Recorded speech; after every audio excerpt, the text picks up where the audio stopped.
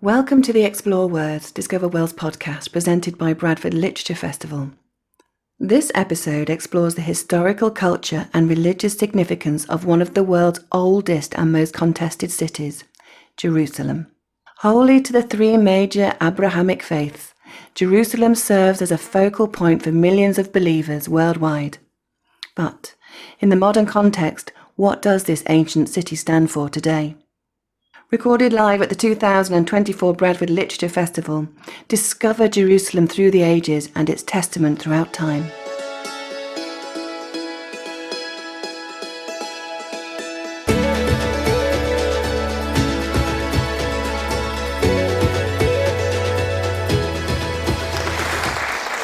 Thank you, everyone. Thank you, Bradford Literary Festival, and thank you for coming to this session. My name is Salma Dabbar. I'm a writer of fiction and a lawyer, and I'll be chairing this session. I'm really happy. I've got these two extraordinarily erudite and articulate men here to speak on today on this panel. So I'm going to introduce them first, and then Matthew is going to give a short presentation about his book when we'll sit down, and then I'll come back up for a general discussion between us.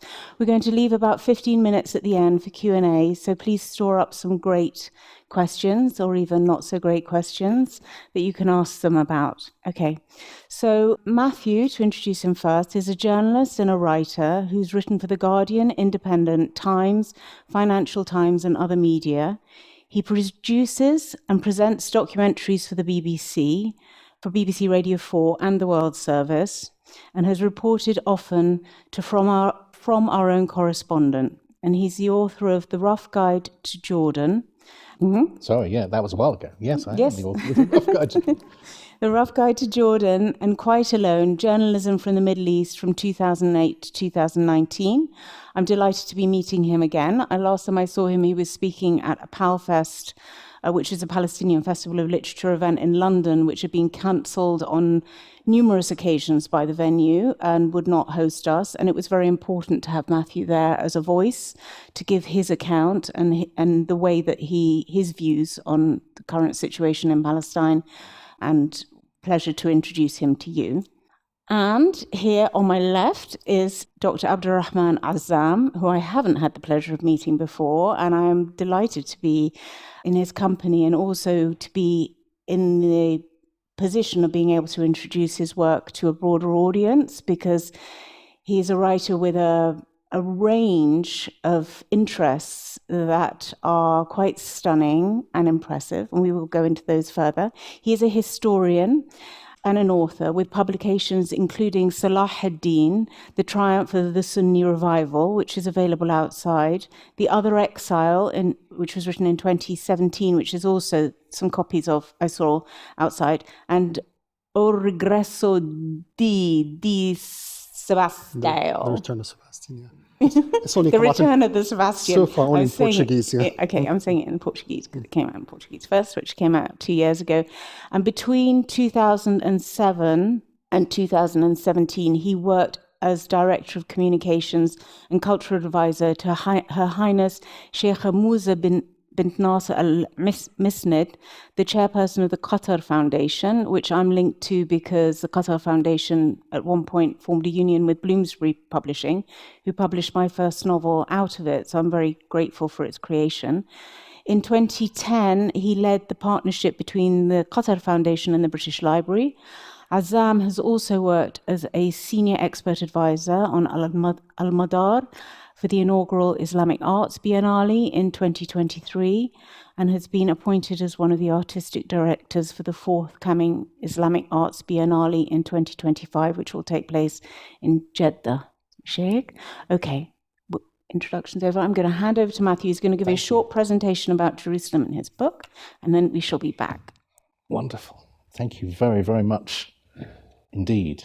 So yes, I'll say also to this half of the room, once we're done, I'll move this lectern out of the way so you can see my marvellous visage for the rest of the hour. Thank you very much indeed, Salman. Thank you, Abdurrahman, as well. Thank you to Lizzie and Isla from the Bradford Literary Festival as well for their invitation, and also to my co-speakers as well for agreeing to create a conversation. It's really an honour to share this stage and to be here today to speak about Jerusalem, which is not my city, and Jerusalem will never be my city. While I was researching and writing this book, I was very aware of 150 years, maybe even more, 175 or 200 years of people like me, white, English-speaking, middle-aged, middle-class, well-educated, well-spoken men, in particular men, publishing books and standing on stages like this one, claiming Jerusalem for themselves, or for their nation, or for their empire, or in some cases for their religion. That's not why I've done what I've done, as I hope you'll see if you get a chance to read the book as well. I wrote this book because I could see an imbalance in narratives about Jerusalem in my culture, our culture, English-speaking culture. And because of my work as a journalist, I'm lucky to have a platform from which to speak. And I wanted to use that platform to help redress the balance. But it's a tricky word, balance. We hear it most often in relation to the news media, and it conjures images of a seesaw. It implies there are two sides. In this case, an Israeli side, which is very often conflated wrongly with a Jewish side, and a Palestinian side. Devote equal resources to both sides, the wisdom runs, and you will achieve balance. The seesaw will be level. But as I set out to show in this book, Jerusalem has many more sides than two. It would be misleading to reduce Jerusalem to two sides. Ideas of two sides and ideas about those two sides being irreconcilable are a fiction. And any balance that may result from treating two sides equally will never be an equitable balance, because Israel has the overwhelmingly larger proportion of assets, power, money, status, influence, global visibility.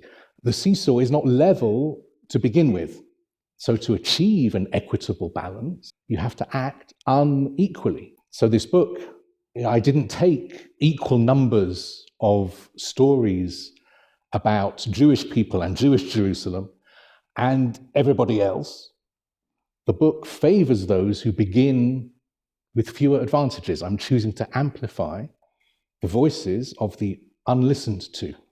I'm very, very lucky indeed to have been visiting Jerusalem since I was a child. This is a map of the old city of Jerusalem, which is the historic core at the center of a city which now sprawls much more widely. It's still behind its 450-year-old walls. My first visit was in 1980. And then in 1982, when I was 13, my father arranged for me to have my bar mitzvah twice. Once at the synagogue that we used at home in South London, and then again at the Western Wall in Jerusalem. And I've been coming back all my life, traveling, living, working, visiting. The old city is where not all, but most of the holy places are, including the main sites of prayer for Christianity, which I've marked in red, Islam in green, and Judaism in blue, which all lie within a few minutes' walk of each other. This place, the old city, is not large. The area inside the walls is about half a square mile only, and about 35,000 people live there, 90% of whom are Palestinian. So one motivation for me for writing this book was, on all those visits over my teens, and my 20s and my 30s and 40s, was seeing how people like me, outsiders, visitors, tourists, pilgrims, would marginalize the people who live and work beside the holy spaces, inside the old city. Because Jerusalem is the most famous city in the world, many people who come arrive with an idea of what it should be like, expecting a place of spiritual perfection. And the people, it's not a place of spiritual perfection, obviously, but the people who live there and who live beside the holy places, which are the focus of a spiritual journey, are too often seen as being less important than the holy places themselves.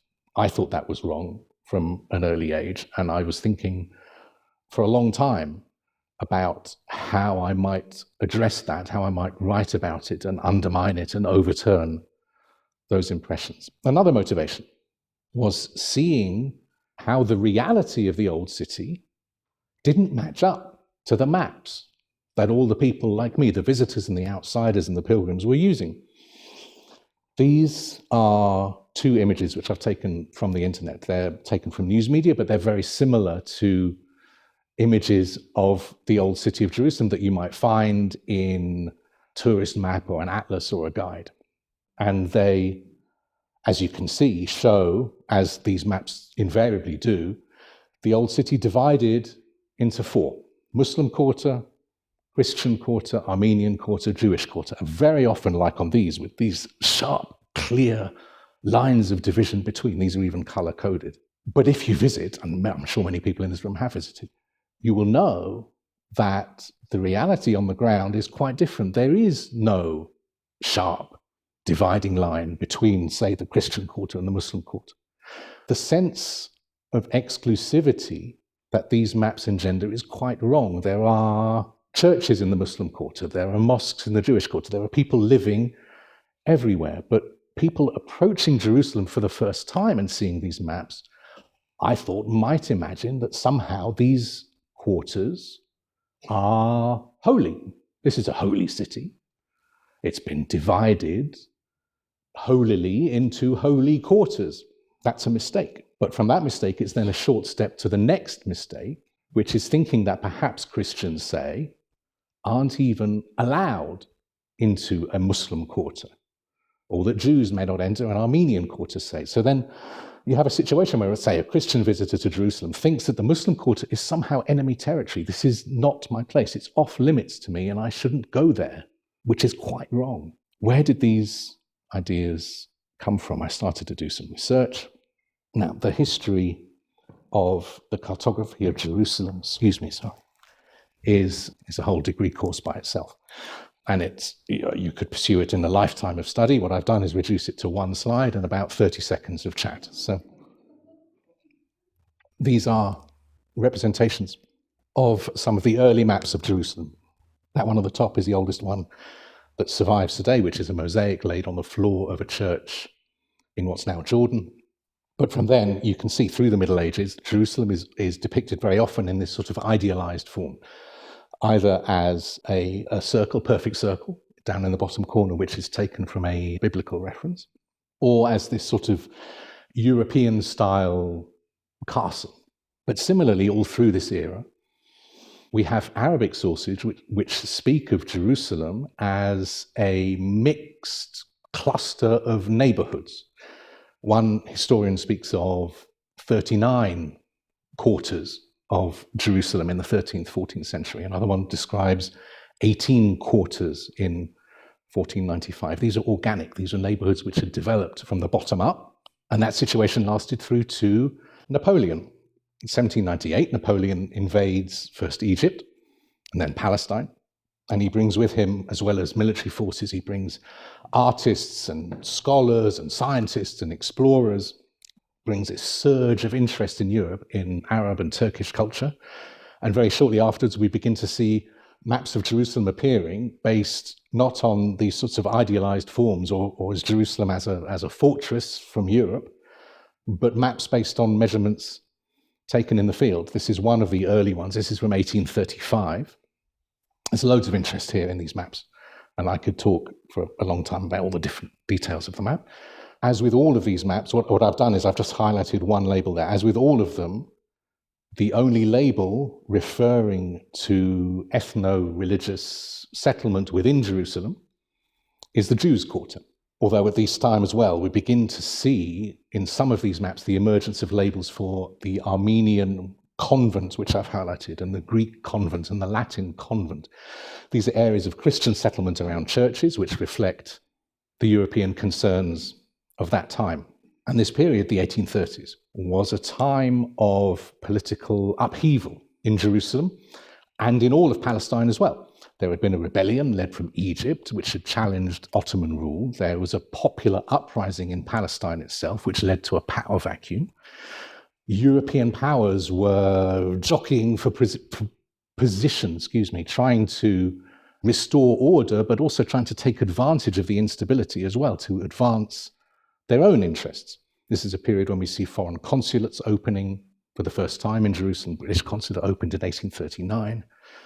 Then in 1840, Britain, as we have done in other places, essentially bombed Palestine into submission and then handed Palestine back to the Ottoman authorities. British forces remained. There was a team of Royal Engineers who were tasked with surveying the land of Palestine up and down the coast. And then in 1841, two lieutenants, arrived to survey Jerusalem. But that conflict of 1840 wasn't just about geopolitics. British evangelical Protestant missionaries had long had their eye on the unevangelized people of the Ottoman Empire. They were unable to convert Muslims because Ottoman law at that time stipulated death for people who converted away from Islam. They were unable to convert Catholics or Orthodox Christians, partly because there was little willingness within those communities to convert, but also partly because France was protecting Catholic rights, Imperial Russia was protecting Orthodox rights, which left Britain out in the cold somewhat. They wanted to protect a community, but they had nobody to protect them. Britain wanted this religious excuse to intervene in Jerusalem, and also a diplomatic excuse to seek privileges from the Sultan in order to compete with the status of France and Russia. And there had long been, and there still is today, a strain in evangelical thinking that sees the conversion of the Jews as being a prelude to the second coming of Christ. So we see at this time all British efforts going into converting the Jews to Christianity and then serving as their diplomatic protector, which meant that the Brits needed to know exactly who was living where. At this time, Britain appointed the first Protestant bishop of Jerusalem, a man called Michael Alexander, who, appropriately enough, was formerly a rabbi who converted away to Christianity. He arrived as bishop in 1842, and with him was a young chaplain named George Williams, aged 27. And Williams was only in Jerusalem just about a year or so, just a little bit more. He was posted elsewhere after that. In 1849, he published a new edition of his book, The Holy City, and it included a map which had been drawn from the Royal Engineers survey of a few years previously, and Williams added all the labelling to it, including Christian quarter, Muslim quarter, Armenian quarter, Jewish quarter. As far as I can tell, George Williams, aged 27, was the instigator of the idea of dividing Jerusalem into 4 quarters. Maps before him did not show them, and just about every single map made since has shown them. There's a direct line from George Williams in 1849 to the maps of Jerusalem that we all see and use today, reinforced in the media, in literature, in guidebooks, in academia, in tourist maps, in every conceivable medium. Why has the idea of the 4 quarters survived? It survived because it suits the colonial ambitions of successive waves of the rulers of Jerusalem, right down to our own time. The quarters, these 4 quarters, are false. They were invented in the 19th century by an old Etonian British missionary, aged 27. They always were false, but it suited Jerusalem's colonizers to divide the city's populations against themselves, to foster sectarian division. Williams himself, this is an extract from his book, was even aware that he was deliberately marginalizing the lived experience of Jerusalem's own people. If you remember the 39 quarters from the 13th, 14th century and the 18 quarters, and if you think even today of all the communities, all the different ethnicities and religions and social identifications of all the different communities who live and work inside the old city, for Williams and for all of Jerusalem's map makers since, they are all, as it says here, numerous but unimportant. I beg to differ. Those subdivisions which reflect the mixed nature of Jerusalem's population are very, very important. As a journalist, I'm specifically interested in how we think of Jerusalem when we only ever see it depicted as being divided into sectarian, ethno-religious quarters. I just want to take in just a few of Jerusalem's many, many marginalized communities of today. I was very lucky indeed to meet and spend some time with, talking to, and also writing about these people at the Indian hospice. Jerusalem has many of these hospices. This is a word which in this context refers to a Muslim religious institution, specifically one related to Sufism, to mystical Islam. This is a really fascinating place. This commemorates a legendary visit to Jerusalem 800 or so years ago by Baba Farid Shakarganj, who is one of India's most celebrated mystics. He's still revered to this day by Muslims and Hindus and Sikhs.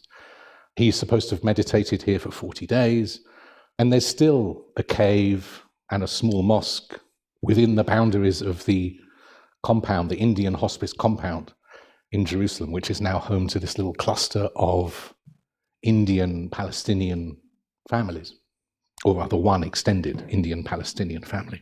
Just nearby is the Afghania hospice and the Bukharia hospice, which are built back to each other, creating this little community with this centuries-long tradition of hosting Muslims from Bukhara and the neighboring lands of Central Asia, Uzbeks and Tajiks and Turkmen and Afghans and Uyghurs and others as well. Nearby to that is a neighborhood that is home to Jerusalem's Dom families, who self-identify as gypsies. Now that word obviously has a troubled history in English. It was invented around the 15th century because English people were looking at these newcomers who were arriving amongst them. They didn't know who they were or where they came from. They thought they had maybe come from Egypt, so they called them gypsies as a truncation of Egyptians. And over the centuries, the word has taken on pejorative meanings to such an extent that today some people prefer not to use it at all. But in English, the Dom of Jerusalem choose to self-identify with the word gypsy, so I'm following their lead in that. Their history, very underwritten, very under-researched, obviously, begins with waves of migration roughly 1,500 years ago not out of Egypt, but out of India. And then these waves of migration westwards from India, some people stopped and settled in Armenia and the lands of the Caucasus. They are the Lom people who are still there today. Some carried on moving westwards into southern southeastern Europe and then up into northern and western Europe. They are the Rom or the Roma.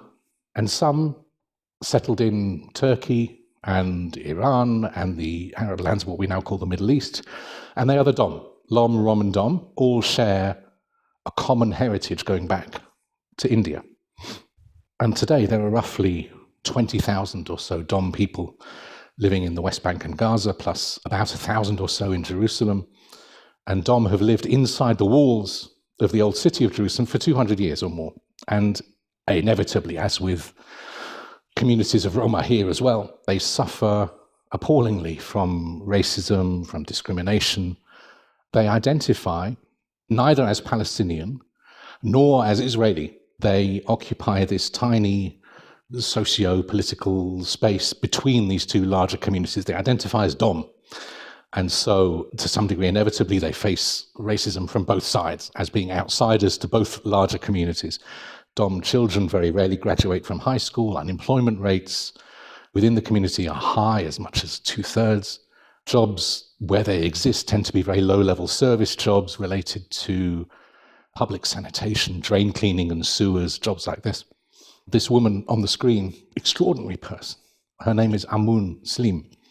I was also, again, very lucky to meet her, and she was very generous in sharing stories and sharing access to her community. She's done amazing work over 20 years or more, building community support networks among the Dom within her own community and relating between the Dom and the outside world as well. She started in 1999 or so distributing blankets and essentials to families in need. In 2005, she was able to set up a community support hub just outside the walls of the old city in Shuafat. And she now runs vocational training classes for women. She runs language classes. She has after-school clubs who are putting Dom children through school, and then some also on into college as well. And of course, inevitably, Amun herself, in and of herself, as well as facing down discrimination from the Israeli authorities and racism from wider Palestinian society. As a woman as well, she is also breaking down gender barriers within her own community as well.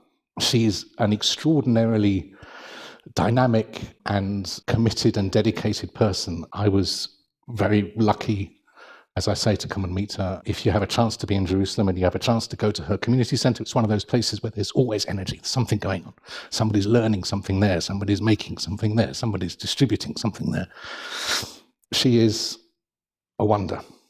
Speaking of racism and discrimination, there's also a center of African settlement in Jerusalem, right at the gates of Al-Aqsa. This is a community of about 450 Muslim people who have their origins in West Africa, Central Africa. This is Musa Qaus, who volunteers at the African Community Center there. As I was drawing these stories together, all of this seemed to serve to me that to reinforce the idea that if your history of Jerusalem doesn't include Black history, Dom history, Indian history, in its very broadest definition, Arab history, then you're not telling the whole story of the city.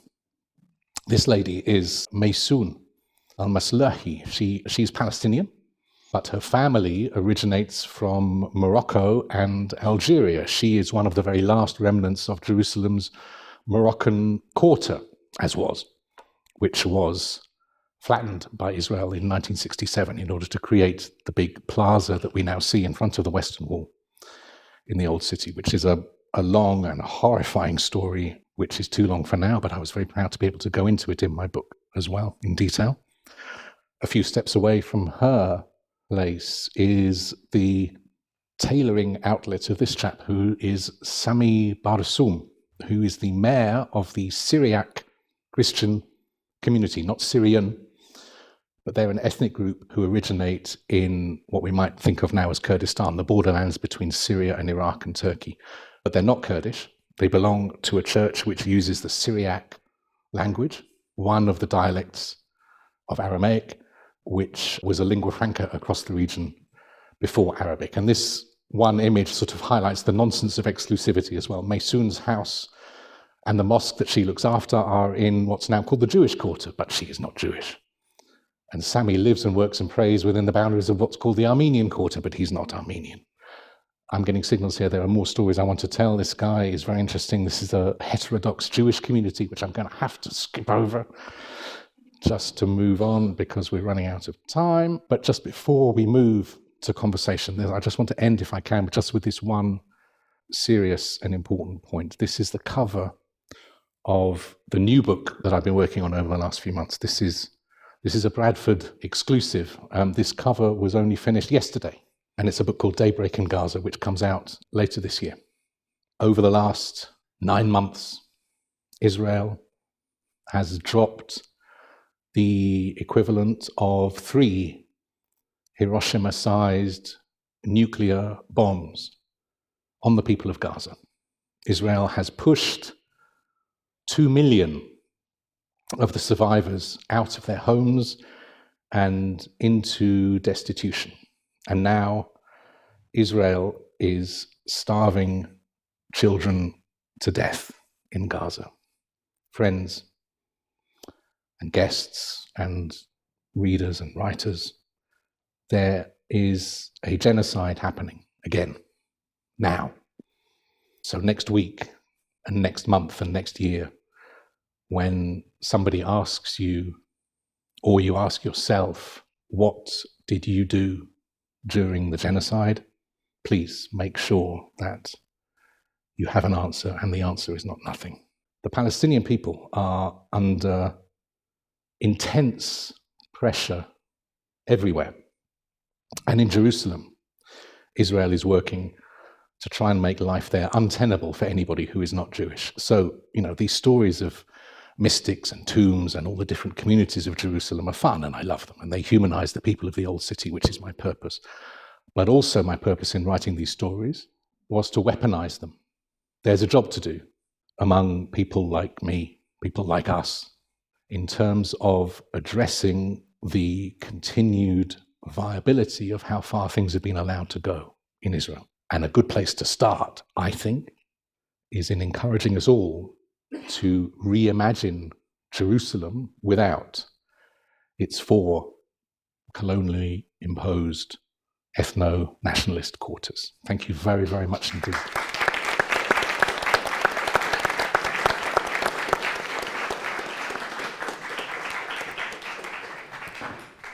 I'll now move this out of the way so we can have a decent conversation. Okay. Thank you very Awesome. much. Thank you, Matthew. Thank That you. was wonderful to hear more about the book. And I think what I really appreciated reading it is just your voice is a good one to listen to, because you have a lot of energy for the characters that you meet, and you have a lot of interest in their stories and their back history. And then in what you were just saying now, it's just to be reminded of that earlier points in history in Jerusalem and in Palestine and in British intervention in the region, and our Britain's responsibility with regards to Palestine being drawn out, and also the artificiality of the way that we look at cities. And we've been taught to look at cities and to be told that certain people cannot live together, constantly being reinforced, and there's been such long histories of coexistence. So it's really important what you do, and it was very good to hear you speaking now. I'd like to just bring in Abdurrahman, who's here. He's got an earlier point of history which is of interest to him, which is that of Salah ad-Din. And for most people, I think, familiar with the name Salah ad-Din, he's like the great heroic warrior who fought against the Crusaders and liberated Jerusalem. If they could write it on a sort of post-it note, that's probably what they'd say. But you've gone beyond that. So tell us a little bit about why did he capture your imagination so much to go into an area of study which a lot of books and films have already covered? Were there not more minor characters that you could have looked at first? The thing about Salah ad-Din, I mean, first of all, thank you, Matthew, for your very moving words on Jerusalem. Thank you. Completely support you in your arguments. You can't get beyond Salah ad-Din, because the fantastic thing about Salah ad-Din is that the legend is far, far more interesting than the truth. Well, the myth is always greater. As a young boy, I grew up, and anybody of our age will remember the Ladybird books. And there were these wonderful Ladybird books of Saladin. And there's this wonderful story of him and Richard the Lionheart, these two great heroes. And they were trying to show who was stronger. So Richard would take out his big sword and he'd sort of slash through his steel bar and say, this is the mighty England.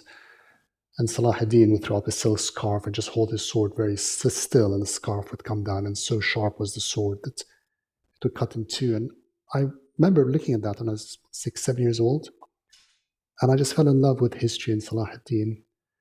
And it was years later, of course, that I realized the two men never met, and that in fact history is far, far more. And so we remember the legend. And what you just said, if I ask people, what do you know about Salah ad-Din? They're going to say 2, 3 things. They might know he's Kurdish. He was a Kurd. Well, that, of course, means a lot if you understand the dynamic of the Muslim world at that time. And they actually say, the second thing they say is that he was the one who conquered Jerusalem, of course. And then the third one is, of course, his chivalry, his honor, his nobility, and so forth. But what I found really interesting, and that's why I wrote my book, was to make an argument that sometimes what we're most famous for is assumed to be our greatest achievement. So Salah ad-Din is most famous for conquering Jerusalem. And so the argument goes that was his greatest achievement. My book argues quite the contrary. And without going too much into the book and focusing on Jerusalem, because I think that's why we're here today, and here one has to be very careful. When I say that, there's a huge strand within Israeli Western academia that tries to undermine the importance of Jerusalem. Jerusalem does not matter. Why the Arabs and the Muslims fighting so much for it, it didn't really matter. And there's records of historical sources where it was neglected for centuries, therefore it wasn't important for the Muslims. Jerusalem mattered incredibly. For every Muslim, the fall of Jerusalem in 1098 caused an absolute shock. And just as a side, if one can say that in 1085, 14 years before the fall of Jerusalem, Toledo fell in Al-Andalus in Spain. And often we don't read our history like this, but you've got to read the history as parallel, almost sliding door moments. The fall of Toledo in 1085 in Spain and the fall of Jerusalem in 1098 are actually linked. These were the very first time a Muslim cities had ever fallen. to non-Muslims. So Jerusalem mattered, and I think that's all I need to say at this point, but it actually did not matter. And this is where we come back to Salah ad-Din and why it so mattered. Salah ad-Din spent his years trying to recover Jerusalem from 1098. He recovered it in 1187. Jerusalem for 88 years or 89 years was not in the hands of the Muslims. And here is just as a side, just for us sitting in this room having think about all this, history sometimes is deceptive. It plays illusions with us. We're all born within the period of post-1948. We're all living in the field where Israel's been with us since, all our births, and we grew up. And the narrative that goes through is that, Israel's been with us, Israel's going to be with us. This is the state of affairs, occupied Palestine, so forth. We go back to Salah ad-Din's time. It was an 88-year period between the fall of Jerusalem and its recovery. If we look today, we've had about 75 odd years. There are people who are still alive who actually were living at the time before Israel even existed. Do not be fooled by history. What may appear certain can change very quickly. So that's one thing I learned as a historian, that don't assume that things, because they appear in a certain way, don't shift. The sands of history shift very quickly. But just a quick point about Jerusalem, because it is important. And it's so interesting because what Matthew is talking about is a Jerusalem which is post-Napoleon, 1840s, and then of course you're going through the Holocaust, and of course 48 and so forth, and Nakba. In Salah ad-Din's time, of course, none of this existed. Jerusalem was a city within an Islamic ummah. The caliph was in Baghdad. There was two caliphs. There was the Sunni caliph in Baghdad, and there was the Ismaili Shia caliph in Egypt. And the Muslim world was in complete turmoil, utter turmoil, fighting amongst everything. But there was a huge, huge difference between the Muslim world today and then. Huge difference. And that is the self-confidence that the Muslims had then. And this is a very important point. This was the age, just before Salah ad-Din's time, this was the age of people like Al-Ghazali, of Abdul Qadir al-Jilani. This was a very vibrant, very strong age. And that the Crusaders, when they came to the Holy Lands to capture Jerusalem, and this is again the Crusaders is a Western obsession. In fact, the Crusaders had very little impact on the Muslim lands. They came down and remained on the coast. They made some inroads, of which, of course, Jerusalem was one. Edessa was another one. But by and large, they remained on the coast.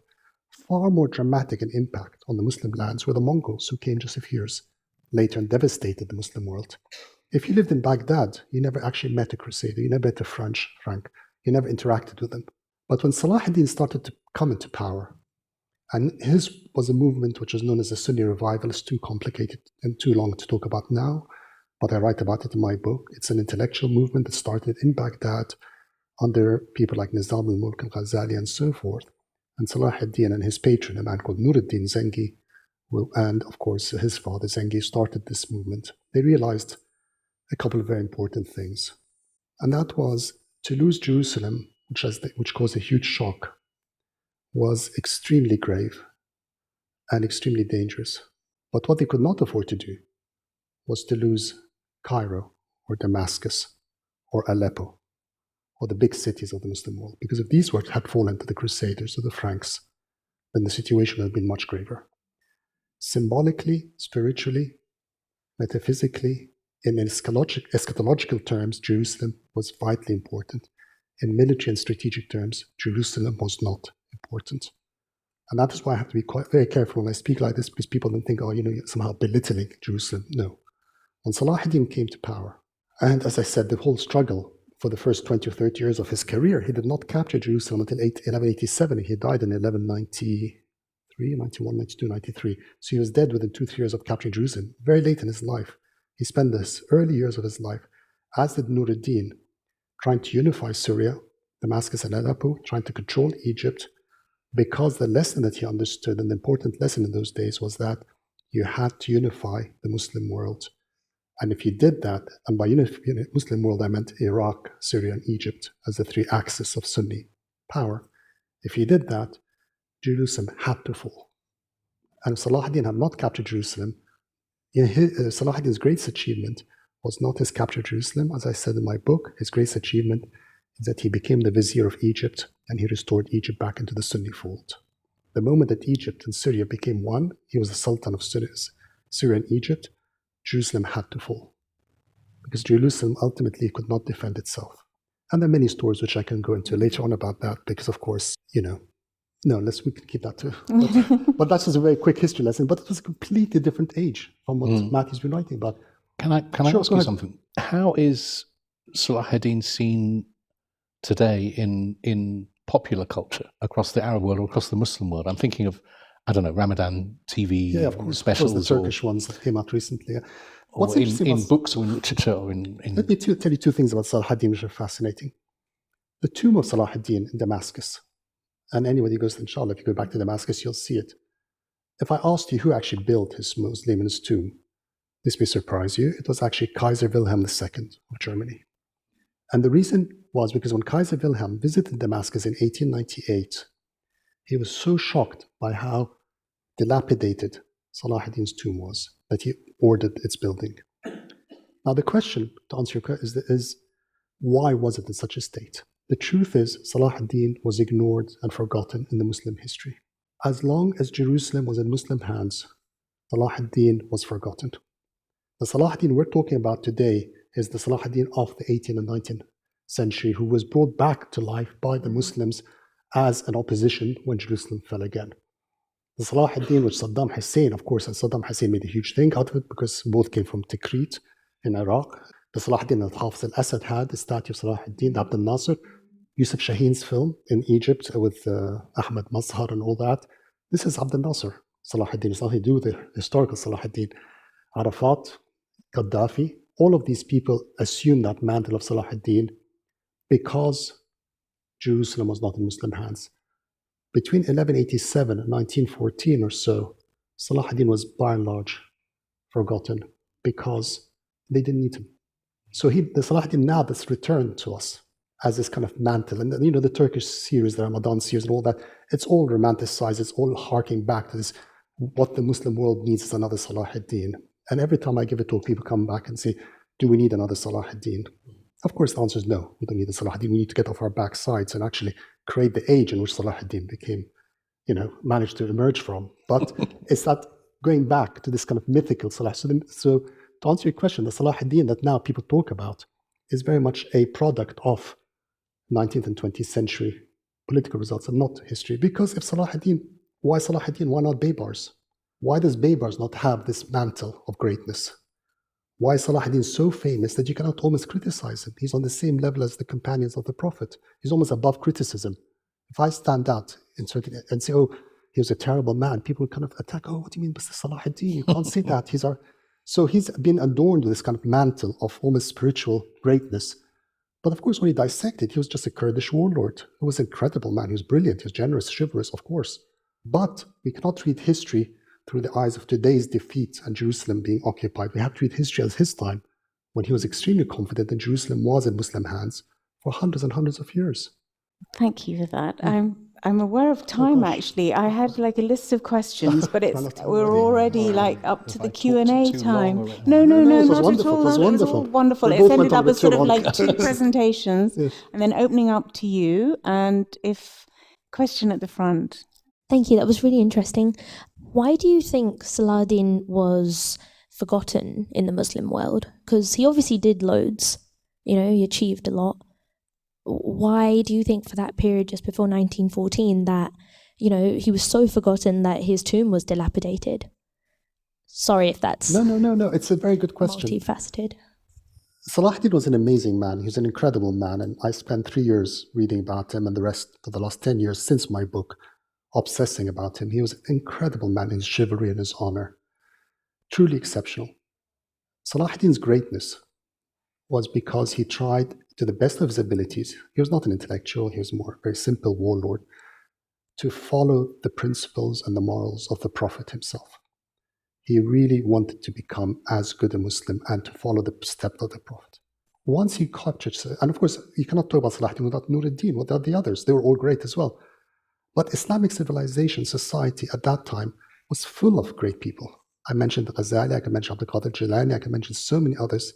Because as long as Jerusalem was in safe hands, as long as the Muslim Ummah was more or less controlled, the Crusaders from time to time would come and try to knock out a bit of Egypt, of Syria. They'd be pushed back because of the self-confidence they had. There's a diary of a man, a contemporary of Salah ad-Din called Usama ibn Munkid, who wrote the memoirs of the Syrian gentleman, in which he talks about the Crusaders. Mm-hmm. He's horrified by them. He said, these people never wash. We can smell them. Yeah. These people eat pork. And there's this wonderful story where one of these knights who became his friend, and he says to him, they became really good friends. He said, you know what, I'm going to take your son back to Europe so I can educate him. He was horrified. He said, if I send my son to Europe, he'll never come back. We don't want these people. There was a tremendous sense of confidence. The one difference between today and then, we've lost our confidence. Why? It's not a huge story. We're not going to get into that. Colonialism, post-colonialism. The most incredible thing about Salah ad-Din and the period after him was this incredible sense of intellectual confidence in who they were. And Salah ad-Din, for all his greatness, was just one of many. So it's not that he was forgotten. There were just so many. It's just he became famous because he captured Jerusalem. Once Jerusalem fell, and once the colonialism came in, the self-confidence was broken, the Muslims look back and they pick up Salah ad-Din as the hero. He was exceptional, but he lived in an age, centuries of exceptional people. I'm just going to crash in if I can and just ask a question, because we have Selma on stage with us. And Selma, you've written very evocatively about Gaza. I mentioned Gaza before, but also we're talking about Jerusalem as well. I don't want to put you on the spot in terms of having to represent the British Palestinian diaspora, but I'm very interested in how the last short period, the last 9 months since October the 7th, has been for you and for people who are connected to Palestine beyond my sort of outsider status in terms of speaking and writing, and what Gaza means, what's the meaning of Gaza, and also what's the meaning of Jerusalem as well. Oh gosh, thank Sorry, you. that's a big question. It's a big question. No, thank you for it. I mean, I think I'm very privileged, and I've been, compared to a lot of my friends, I know some people in Gaza. One of my friends, Ghassan Abu Sita, was one of the doctors who went into Shifa Hospital and then was in Ahli, and we were at school together and in Kuwait, and he's somebody who's like a brother to me. And so it was extraordinarily difficult, that period in particular in the beginning, because it went off the scale as to anything we'd anticipated.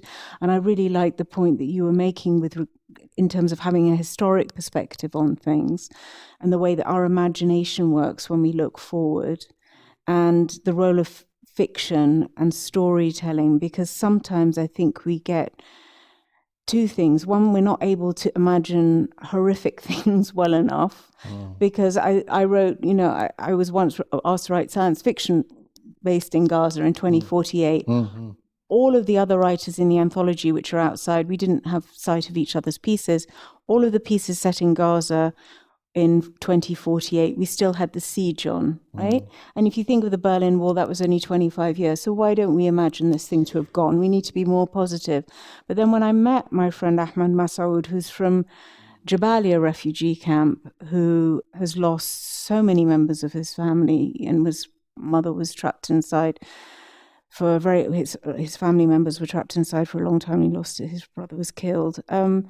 I met him outside the London Book Fair during this vigil for Palestine, and we were both saying we never, in our wildest imaginations, would have imagined this kind of killing. I mean, the figures you put up for the whole of the old city of Jerusalem, 35,000, we've got 38,000 dead people. It's the whole of that old city, at least. So. Yeah.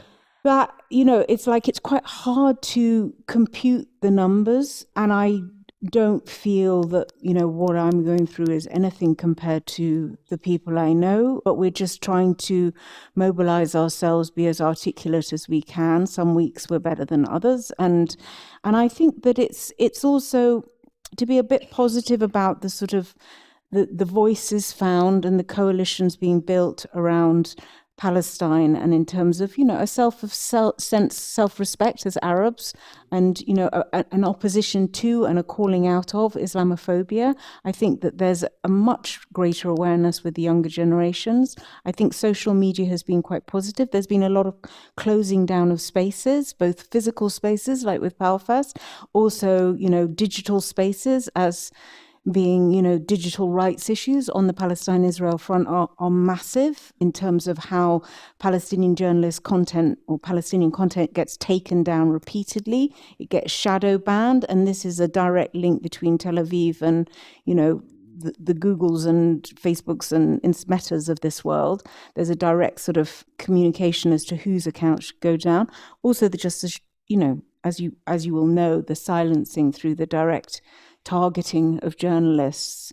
I mean, it's got to the point, I've been writing blogs for the London Review of Books since November, and it's like in the beginning we had quite a few journalists inside, but now it's like really I'm sort of looking at young girls like Bizan, for my news. You're like looking at a 23-year-old to represent this story. And then some of the Western journalists, a couple of them, not enough of them, are really vocal and are furious that they can't get in. Yeah. Alex Crawford from Sky News being a case in point. She has tried 3 times through Egypt, through Israel, and she's not getting anywhere. And people are being, obviously, for different reasons, these journalists are not getting in. So the story's not getting out.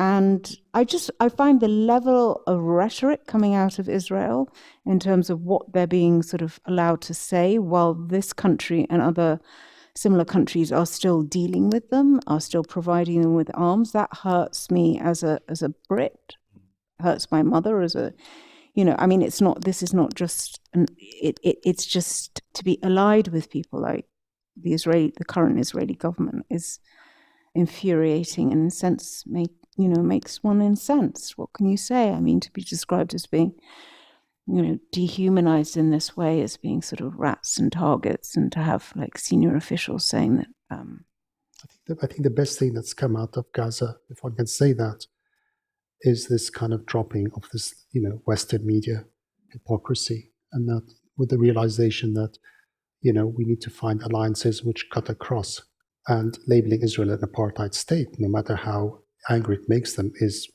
speaking truth. And this truth now resonates and transcends an Islamic discourse and can actually appeal to anybody with a sense of justice. And so if one can look at the positive thing that's come out, is that now really the veil has dropped. The pretense that somehow Israel is the only democracy in the region and all that. And also, as you said, the fact that the UK government and the Western governments continue to support it, despite overwhelming evidence that war crimes have been committed, and the mental gymnastics that the governments have to go through here just to sort of, misfiring missiles, whatever it is. If I can just make 2 quick points about Salah ad-Din and Gaza, because it is, first of all, it was Salah ad-Din who actually protected the Jews. We've got to remember that. It was Salah ad-Din who allowed the Jews back into Jerusalem. In the First Crusade, the Jews were massacred by the Christians. Secondly, Gaza was extremely dear to him. His greatest vizier, his closest confidant, was a man called Al-Qadi al-Fadl, who came from Gaza. For Salah ad-Din, Gaza was extremely important. Asqalan and the whole area of Gaza was of extreme vital importance, and it's one that he dearly, dearly loved. And it was very much a vibrant, homogeneous community, extremely rich, because it was the trade links between Syria and Egypt. And protecting Gaza for Salah ad-Din was absolutely critical, and I write about this because it gave him the link between Syria and Egypt. So the Gaza that I write about is unrecognizable. Rich history, legacy, mosques and knowledge and scholars and trade and wealth. And this targeting of the cultural heritage, Absolutely. like one of the 3rd oldest churches in the world, like archaeological sites, the decimation of the mosques, and the fact that there has been so little outrage over. Anyway, but this goes back to what you were saying. We cannot, and I mentioned this, just because things look permanent, they're not permanent. History's taught me this again and again and again. 88 years, that's all it was at that time. And yet today we talk about Israel. So what we're saying, horrific as it is, you have no idea how things quickly can turn. We just have to remain optimistic. I think we've got 2 minutes left for a question. That's a question here, great. Well, it's a little bit more of a statement, actually, but Salma and myself have honourable differences of opinion, and we've argued shared them in the bookshop, Yeah, the long and short is you've been very heavy on the pro-Palestine front, and I'm not Jewish, but my father was an ordinary Joe from Bingley who was a tank commander at D-Day, and they liberated Belsen.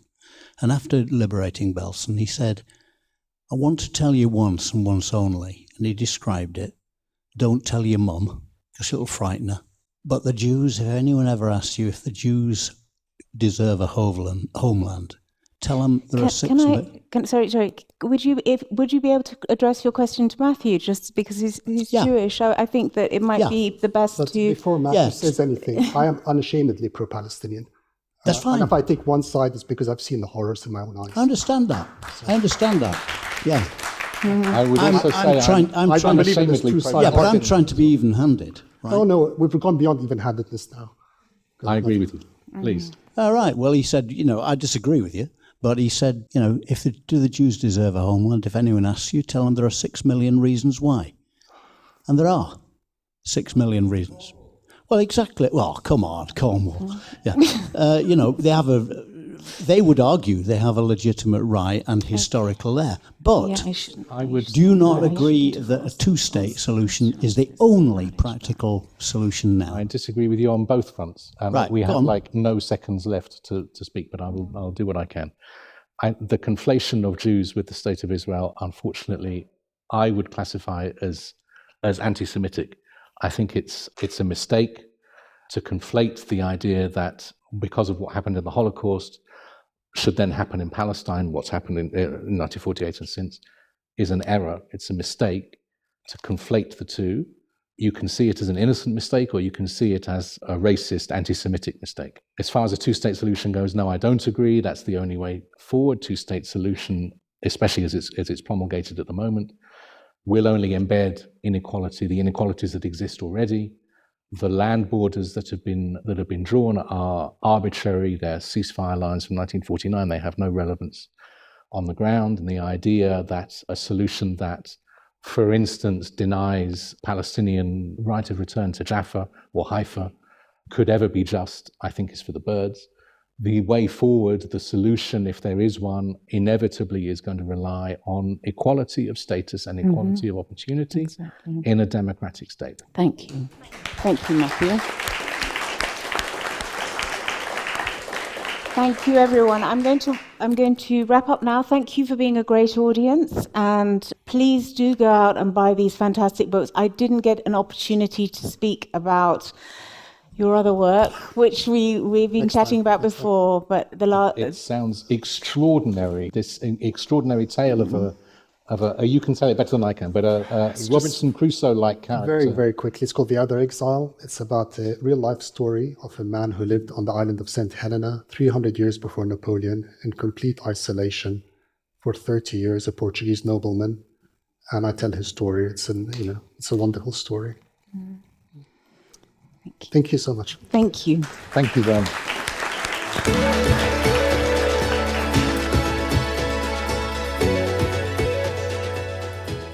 Thank you for joining us for this episode of the Explore Words, Discover Worlds podcast, presented by Bradford Literature Festival. If you enjoyed this episode and you'd like to help support the podcast, please subscribe, share this episode with others, and leave a rating. Mark your calendars for the return of Bradford Literature Festival on Friday the 27th of June to Sunday the 6th of July 2025.